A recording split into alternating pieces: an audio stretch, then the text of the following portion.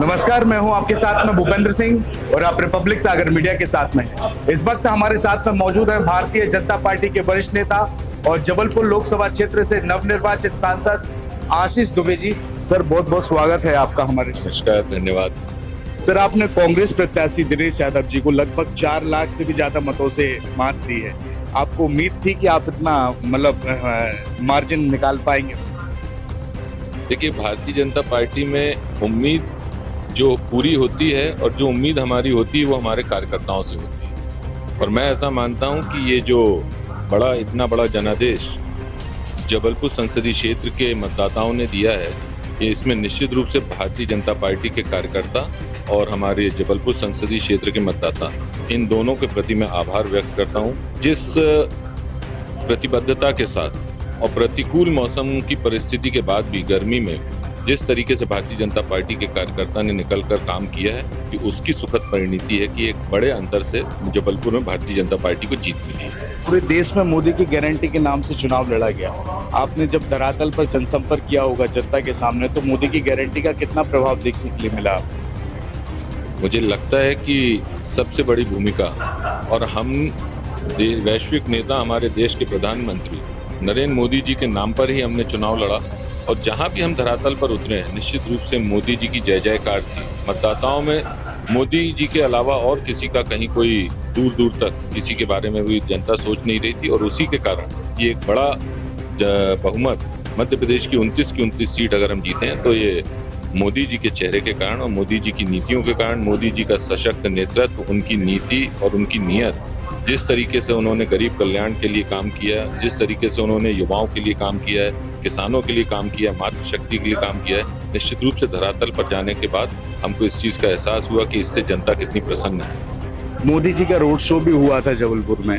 Road show के होने के बाद में जनता में क्या प्रभाव देखने के लिए? मुझे लगता है कि अगर आप वहाँ पर मौजूद होते तो जनता का उत्साह देखते ही बन रहा था। मध्य प्रदेश में अपने चुनाव प्रचार अभियान की शुरुआत उन्होंने जबलपुर से ही की थी, और मैं जब उनके साथ रथ पर था, मैं ऐसा देख रहा था कि जिससे भी उनकी आंखें मिलती थी, जिस व्यक्ति से, वो कल्पना के बाहर होता था, उसका भाव चेहरे पर ही आता था। कोई जिस तरीके से कोई चिल्ला रहा है या कोई बिल्कुल चुप हो गया है, मोदी जी को अपने सामने देख के अभिभूत थी जबलपुर की जनता। निश्चित रूप से अति उत्साह का वातावरण और एक उत्सव का माहौल।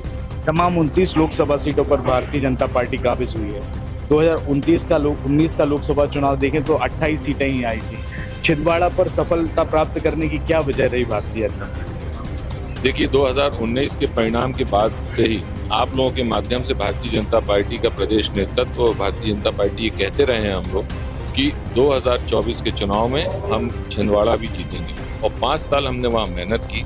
जनता के बीच में गए, कार्यकर्ताओं ने योजना बनाकर काम किया, नेतृत्व की योजना के अनुसार हम चले, और उसकी परिणति यह है कि एक बड़े अंतराल से जो कमलनाथ जी का गढ़ कहा जाता था, वो स्वयं उसको अपना गढ़ मानते, तो उसको भी भेदने का काम भारतीय जनता पार्टी के कार्यकर्ताओं ने किया, और इस बार हमने 29 में से 29 सीटें जीती। लोकसभा के सदस्य निर्वाचित हुए हैं, लोकसभा भी जाएंगे, आप कैसा महसूस कर रहे हैं? और जो क्षेत्रीय मुद्दे हैं जबलपुर लोकसभा क्षेत्र के, उसको किस हिसाब से उठाएंगे? निश्चित रूप से जबलपुर का विकास मेरी प्राथमिकता है, और मेरी ही नहीं, भारतीय जनता पार्टी की जहां भी जो प्रत्याशी जीते उनकी प्राथमिकता अपने अपनी लोकसभा का विकास है। उसी तरीके से मेरा केंद्र बिंदु जबलपुर का समग्र विकास, और उसके लिए मैं उनकी जबलपुर को न्याय मिले, जबलपुर के हितों की रक्षा हो, इसके लिए पूरे प्राण प्रण से लोकसभा के अंदर और लोकसभा के बाहर पूरे प्राण प्रण के साथ में काम करूँ। प्रचंड जनादेश से जनता ने आपको जनादेश दिया है कि कैसे शुक्रिया अदा करना चाहेंगे जनता का?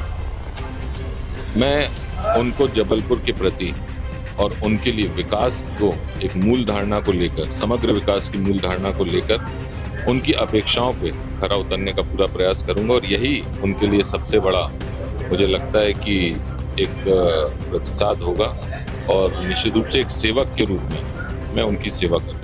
बहुत बहुत धन्यवाद सर चैनल के साथ जुड़ने। रिपब्लिक सागर मीडिया को सब्सक्राइब अवश्य करें, और आप हमारी आने वाली सभी वीडियो को देखना चाहते हैं तो आपको उसके लिए घंटी जरूर दबानी पड़ेगी, ताकि आपको सभी वीडियो की नोटिफिकेशन समय समय पर मिलती रहे। रिपब्लिक सागर मीडिया पर जो भी वीडियो आएगा वह सच की कसौटी पर कसकर ही आएगा।